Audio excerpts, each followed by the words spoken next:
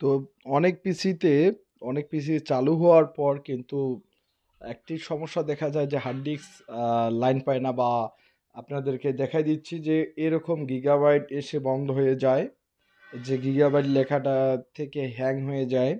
আবার কোনো ধরনের হার্ড ডিস্ক পিসিতে লাইন পায় না। তো এই ধরনের যাদের সমস্যা তারা অবশ্যই আমার ভিডিওগুলো শুরু থেকে শেষ পর্যন্ত দেখবেন।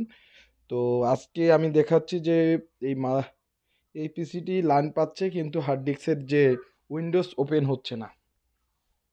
যদি আপনাদের কোনো উইন্ডোজ ওপেন না হয়, বা আপনাদের যদি আপনাদের সিস্টেমে অপারেটিং সিস্টেমে নিয়ে না যায়, সেই ক্ষেত্রে আপনারা প্রধানত দেখবেন যে এরকম চলে আসে আবার চলে যায়। সেই রকম হলে আপনারা প্রধানত দেখবেন যে আপনার এসএসডি বা হার্ড ডিস্কটির সমস্যা কিনা। যে যেটা ব্যবহার করে থাকেন, কেউ এসএসডি ব্যবহার করে থাকে, কেউ হার্ড ডিস্ক ব্যবহার করে থাকে।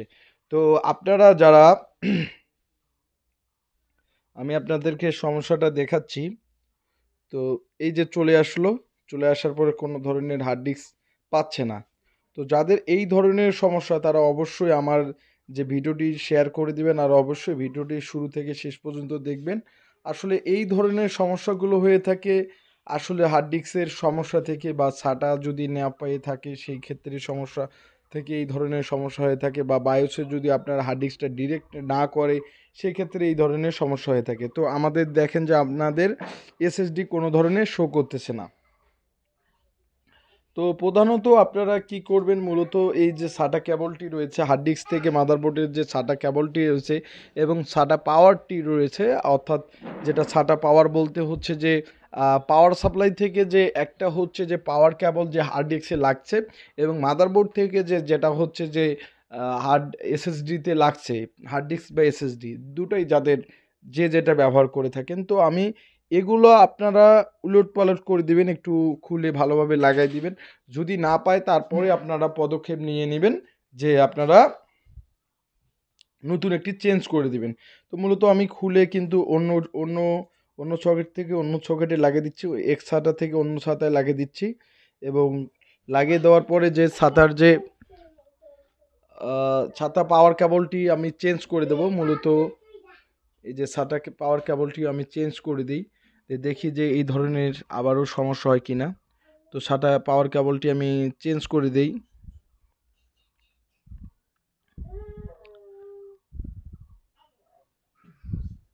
সাতা পাওয়ার কেবলটি চেঞ্জ করার পরেও, র্যাম ঘষে দেওয়ার পরেও পাওয়ার দিচ্ছি। তো পাওয়ার কেবলটি আবার লাগিয়ে দেই, পাওয়ার দিচ্ছি।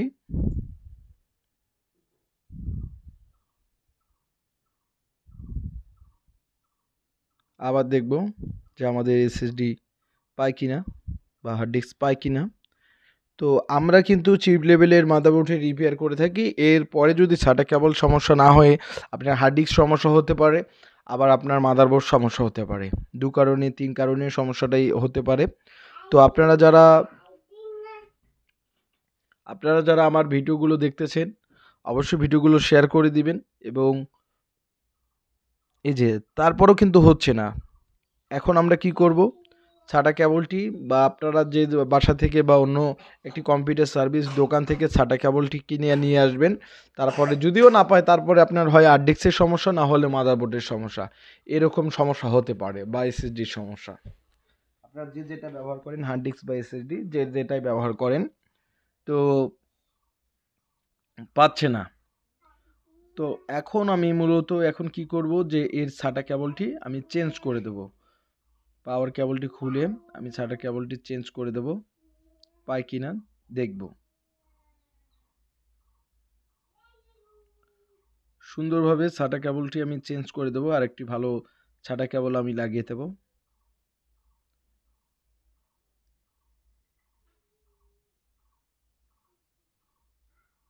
আবারও সাটা কেবলটি আমি লাগিয়ে দিলাম।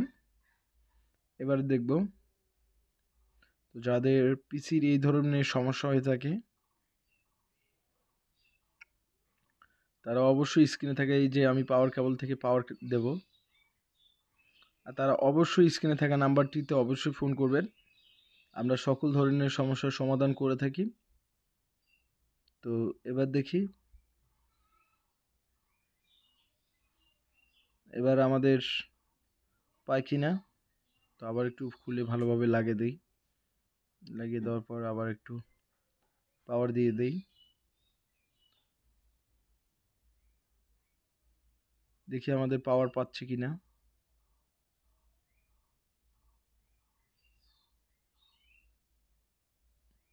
এই যে ভিউয়ার্স, আমাদের যে পিসিটি চালু হয়ে যাচ্ছে, মানে হার্ড ডিস্কটি লাইন পেয়ে গেছে। তো রিস্টার্ট দিয়ে দেই সুন্দরভাবে। রিস্টার্ট দেওয়ার পর এখন আবার দেখি, এই যে আমাদের উইন্ডোজটি ওপেন হতে যাচ্ছে, এই যে উইন্ডোজটি ওপেন হচ্ছে, এখন ঠিকঠাক রয়েছে। তো এই যে আমাদের উইন্ডোজটি ওপেন হয়ে যাচ্ছে, রাফি চলে আসছে। তো আপনাদের যাদের পিসির এই ধরনের সমস্যা, অবশ্যই আপনারা আমার ভিডিওটি শুরু থেকে শেষ পর্যন্ত দেখবেন এবং অন্যান্য ভিডিওগুলো দেখবেন। তো ধন্যবাদ সবাইকে।